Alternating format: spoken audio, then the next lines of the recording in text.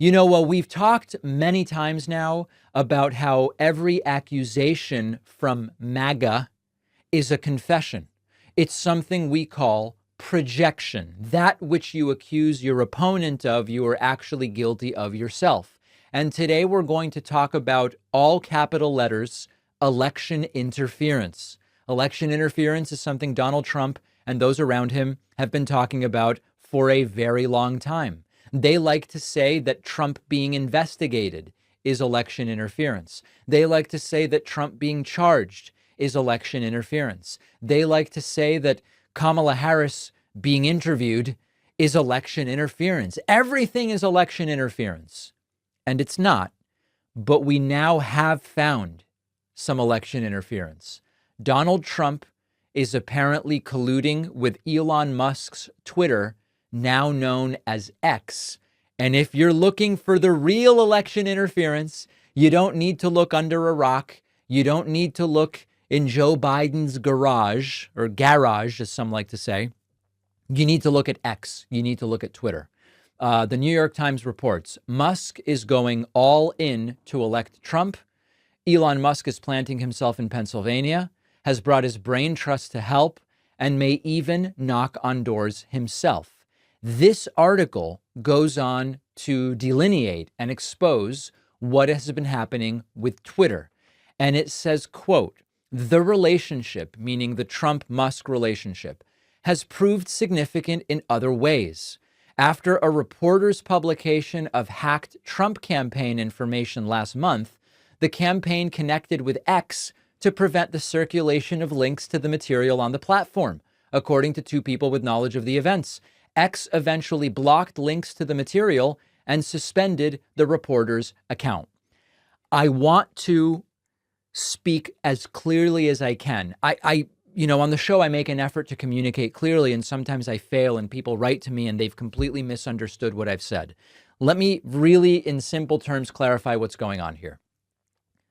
MAGA and Trump have been arguing for 4 years that Twitter, quote, censoring the Hunter Biden laptop story, which was, of course, obtained with surreptitiously acquired information from Hunter Biden's laptop, if you even believe that that's what it was, right? But let's give them that that's what it was.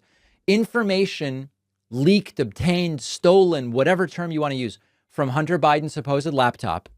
The Biden campaign, not at the time the government, because Trump was president, the Biden campaign reached out and said, "Hey, Twitter, this story violates your own terms of service.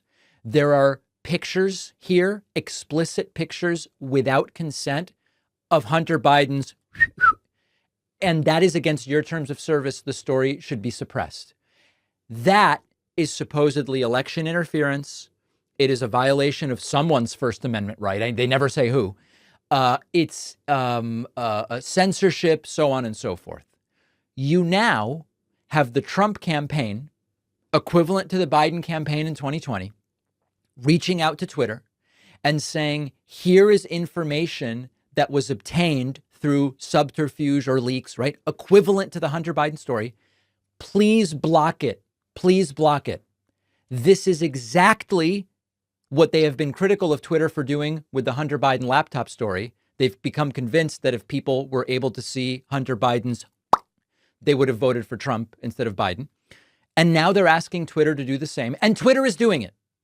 And Twitter is doing it despite the fact that Elon Musk has said the, quote, censorship of the Hunter Biden laptop story was bad. It was wrong. It shouldn't have been done. Now, if you sit them down, they will come up with differences, or they will come up with distinctions that aren't really differences. They will say, well, the Hunter Biden laptop story was real and newsworthy. Whether these leaks about J.D. Vance's communications or whatever is in there, these are not newsworthy. Well, who are you to decide? Isn't the spirit of free speech that we let the people decide? They will say, well, this is violating journalistic standards. Actually, fortunately or unfortunately, depending on which side of the discussion you're on, journalists and outlets publishing materials that were obtained surreptitiously has been going on for a very long time. And that in and of itself has not actually been the problem. Of course, this is a classic. If you like the materials, you focus on the materials and not how they became public.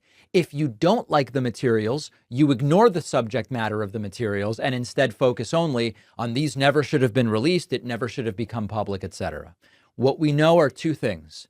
If what Twitter did with the Hunter Biden laptop story was election interference, which they claim it was, what is happening right now is also election interference in their favor.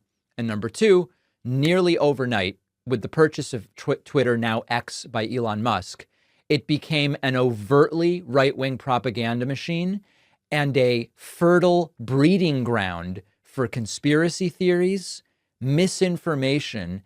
And if you've spent, I spend 5 minutes a week on Twitter. I'll kind of look at my mentions. It's funny, I'm never on there. There are still people tweeting horrible things at me. David, you're son of a this, and that's really all it's good for at this point. And yet they are still engaging in what, when it was 2020 and when it related to Hunter Biden, was allegedly newsworthy, quote, censorship of materials. We found the election interference, and it's coming from their side.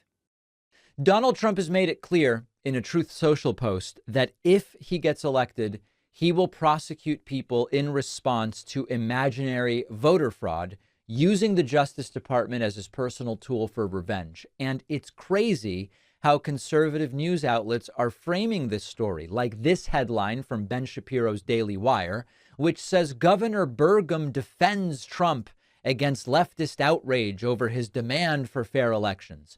Meanwhile, when independent media outlet Mother Jones is reporting on the same story, their headline is the Trump plan to prosecute election officials and suppress the vote. So you get a totally different idea of the story depending on who's reporting it.